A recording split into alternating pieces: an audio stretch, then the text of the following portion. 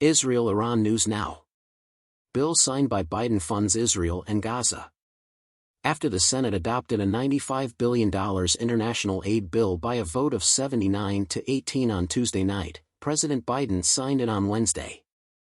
The Israeli government will receive $26 billion from the measure, which the White House claims will assist assure that Israel has what it needs to defend itself against the very serious threats it faces from Iran, as well as Iran's proxy groups.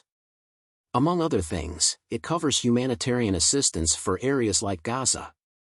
Following the vote, senior Israeli officials expressed gratitude to the U.S. What follows is the necessary information.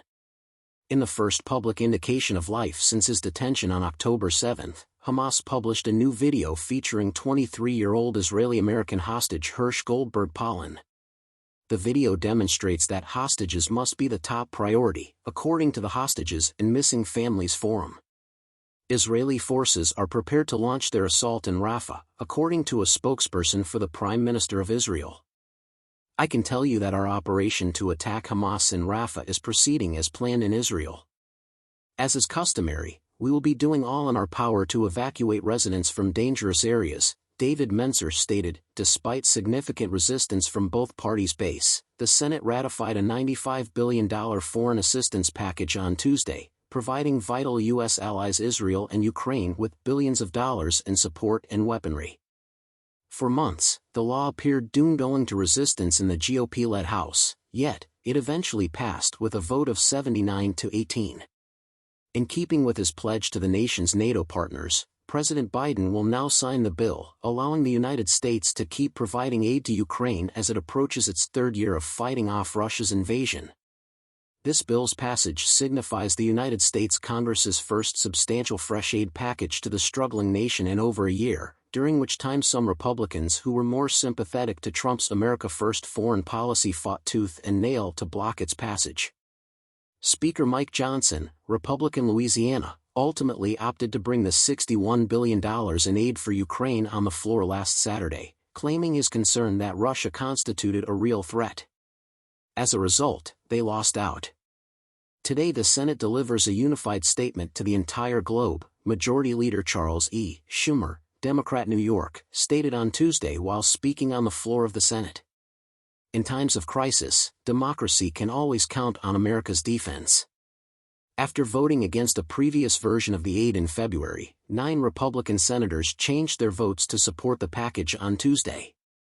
Despite calls from some Democratic lawmakers for additional funding to Israel to be conditional, the package nonetheless allocates $26 billion to the Jewish state and humanitarian assistance to Gaza and other areas. Benjamin Netanyahu, Prime Minister of Israel, spoke out against the continuing college protests in America in a video speech that went live on Wednesday.